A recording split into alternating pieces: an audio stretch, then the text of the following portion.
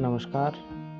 आज काफ़ी दिनों के बाद मैं एक बार फिर आप सबके सामने हूँ और ये वीडियो उन स्टूडेंट्स के लिए काफ़ी इन्फॉर्मेटिव होने वाली है जो इस बार 12 के का एग्ज़ाम दे रहे हैं या अपीयर होने वाले हैं। 12 का एग्ज़ाम जैसे कि अभी चल रहा है और इसके बाद सभी स्टूडेंट्स के सामने एक ही समस्या कॉमन होगी, दैट इज़ कि अच्छे से अच्छे कॉलेज में एडमिशन लेना।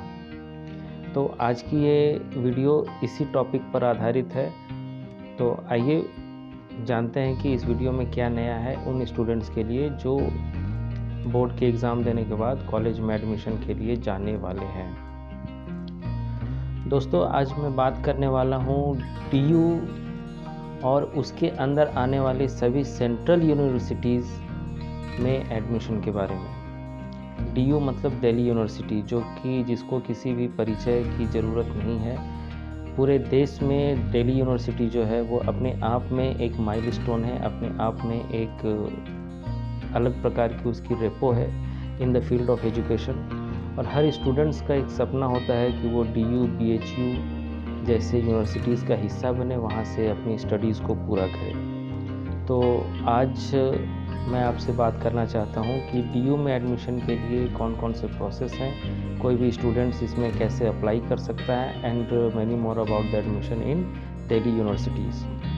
तो सबसे पहली बात तो ये है कि दिल्ली यूनिवर्सिटी और इसके अंडर आने वाले जितने भी कॉलेज हैं उसमें एडमिशन के लिए सभी स्टूडेंट्स को एक कॉमन एग्ज़ामिनेशन में अपीयर होना पड़ता है, पास करना पड़ता है, जो UGC यूनिवर्सिटी ग्रांट कमीशन के द्वारा आयोजित की जाती है।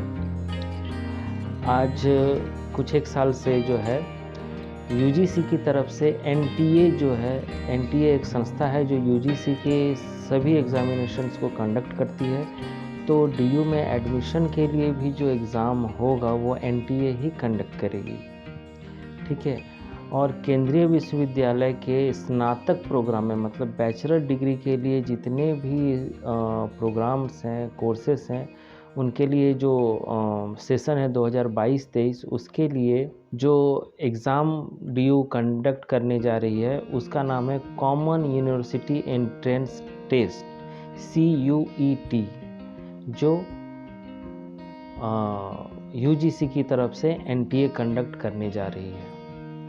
इस CUET एग्ज़ाम में जो भी स्कोर स्टूडेंट्स हासिल करेंगे उसी पर आधार करके दिल्ली विश्वविद्यालय और इसके अंतर्गत आने वाले सभी तरह के सभी कॉलेज इंक्लूडिंग अलीगढ़ मुस्लिम यूनिवर्सिटी और जामिया मिलिया इस्लामिया जैसी यूनिवर्सिटीज़ में भी इसी एग्ज़ाम के थ्रू एडमिशन होगा, ठीक है। अब सबसे बड़ी बात है कि अगर ये एग्ज़ाम है तो ये एग्ज़ाम किस टाइप का होगा, तो उसके बारे में मैं आपको बता दूं कि एग्ज़ाम का जो सिलेबस होगा वो 12 लेवल का होगा। मतलब 12 लेवल पर जो भी सब्जेक्ट्स हैं उन्हीं सब्जेक्ट्स के आधार पर उसी सिलेबस के बेस करके ये एग्ज़ाम होगा। अगर आप जो हैं आर्ट्स के सब्जेक्ट्स में जाना चाहते हैं तो 12 का जो सिलेबस होगा वो आर्ट्स सब्जेक्ट के ऊपर होगा। अगर साइंस स्ट्रीम में जाना चाहते हैं तो साइंस स्ट्रीम के क्वेश्चन होंगे, लेकिन उनका लेवल वही 12 का होगा। अगर कॉमर्स में जाना चाहते हैं तो कॉमर्स का जो लेवल वो भी 12 का होगा। ये जो एग्ज़ाम होगा वो 3.5 घंटे का कंप्यूटर बेस्ड एग्ज़ाम होगा। मतलब CBT मोड में ये एग्ज़ाम जो है वो ली जाएगी और जो सिलेबस होगा वो NCERT के 12 की जो बुक्स हैं उसी से ही सारे क्वेश्चंस रहेंगे। कहने का मतलब है कि जो एग्ज़ाम का पैटर्न है वो पूरी तरह से NCERT को ही फॉलो करेगा। सभी क्वेश्चंस जो हैं वो मल्टीपल चॉइस टाइप के होंगे, मतलब MCQ क्वेश्चंस होंगे।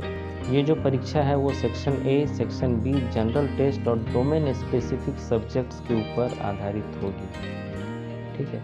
सेक्शन A सभी के लिए अनिवार्य होगा, मतलब सभी के लिए नेसेसरी होगा और इसे देने के लिए हिंदी, अंग्रेजी, उर्दू, बांग्ला समेत 13 भारतीय भाषाओं को इस सेक्शन के अंदर रखा गया है, जिसमें से किसी एक भाषा को चुनना स्टूडेंट्स के लिए अनिवार्य होगा। और सब इस सेक्शन के सभी क्वेश्चंस उसी भाषा या लैंग्वेज से ही आएंगे।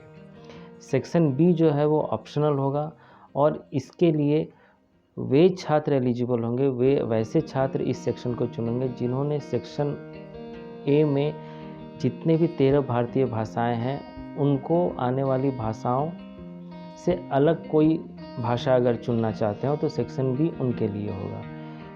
मेनली इस सेक्शन में जो है भारत के अलावा जो अन्य देशों में बोली जाने वाली भाषाएं हैं वो भाषाएं होंगी, जैसे फ्रेंच, अरबी, जर्मन, इस टाइप की भाषाएं होंगी। ठीक है। नेक्स्ट क्या है, जो जनरल टेस्ट के जो क्वेश्चन होंगे वो जनरल स्टडीज और जीके और जीएस से ही ये क्वेश्चंस होंगे। तो इसके लिए आपका थोड़ा GS, GK, newspaper, current affairs वगैरह जो है थोड़ा स्ट्रांग होना ज़रूरी है। और जो लास्ट बच जाता है that is domain specific subjects. ये सब्जेक्ट आधारित पेपर है। कहने का मतलब है कि जिस सब्जेक्ट में आप ग्रेजुएशन करना चाहते हैं उसी सब्जेक्ट बेस्ड पर ये पेपर आपका होगा। ठीक है। अंडर ग्रेजुएट्स कोर्सेज़ के लिए, मतलब ग्रेजुएशन के कोर्सेज़ में जाने के लिए एक स्टूडेंट मैक्सिमम 6 सब्जेक्ट्स या 6 डोमेन का सिलेक्शन कर सकता है। कहने का मतलब है कि एक स्टूडेंट 6 सब्जेक्ट का चयन कर सकता है और अगर उन सभी सब्जेक्ट्स में उसकी स्कोरिंग अच्छी रही तो वो अपने पसंद के उन 6 सब्जेक्ट्स में से किसी भी सब्जेक्ट में वो एडमिशन ले सकता है।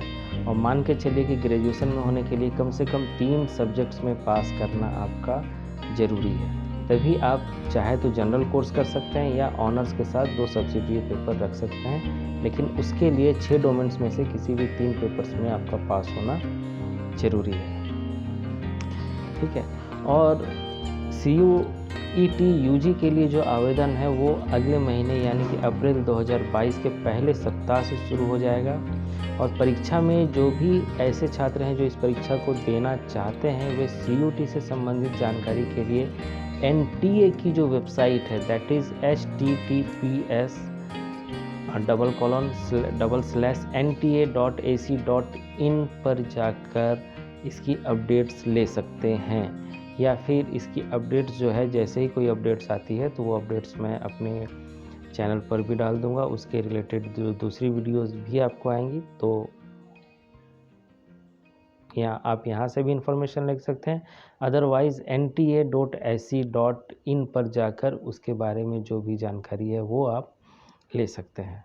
तो आज की इस वीडियो में इतना ही, और जैसे ही इसके बारे में कोई डिटेल की खबर आती है तो वो चीज़ मैं आप लोगों के लिए फिर से लेकर आऊँगा।